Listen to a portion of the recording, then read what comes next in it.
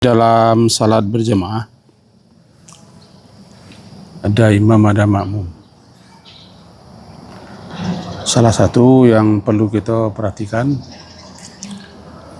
ketika imam membaca, kita menyimak dan diam. Dan ketika imam tidak membaca, kita membaca. Tapi ada kalanya imam itu membaca, bagi makmum tidak terdengar, seperti lampu mati,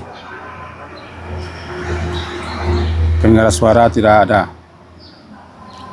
suara imam lambat, maka makmum yang tidak mendengar sama sekali bacaan imam membaca sendiri. Atau seperti kejadian sebentar, kita salat, suara keras, membaca doa dan zikir, sehingga memang betul-betul tidak bisa kita konsen, fokus mendengar bacaan imam. Maka ketika itu kita membaca Al-Fatihah, baca surat. Sementara di rakaat kedua suara nada, maka kita kembali menyimak suara imam karena kita bisa dengar. Intinya, kalau kita tidak mendengar sama sekali bacaan imam ketika salat zahar, apapun penyebabnya, atau imam itu membaca suaranya sangat lambat atau apalah penyebabnya, maka ketika itulah kita tidak boleh diam. Kalau diam kita melamun, kalau melamun masuk setan. Berbeda halnya nanti dengan salat sir, itu sudah jelas undang-undang. Tapi ketika salat wajib, begitulah salat wajib diam semua keadaan, termasuk perempuan. Nah, barangkali itu yang bisa kita sampaikan, sekedar untuk mengingatkan.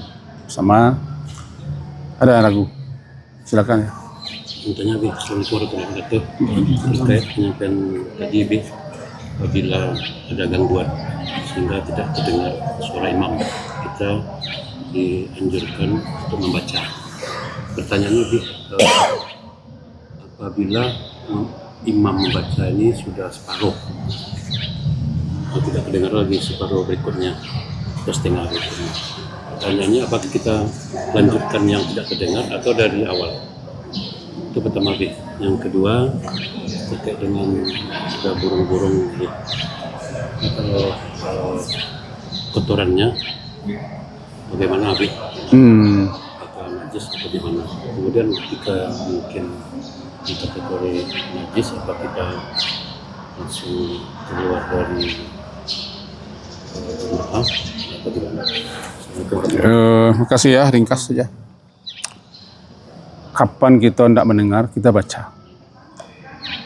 Tapi kalau kita mendengar separuh, kita membaca menyawal. Menyawal, Al-Fatihah menyawal. Karena tidak bisa dipenggal. Yang kedua, tahi burung, tahi binatang-binatang yang tidak sampai tidak sampai tahinya membawa suatu berat kepada najis, tidak banyak, itu ma'fu anhu, dimaafkan. Nyamuk kah, burung kah, dimaafkan saja. Tapi jangan gusar.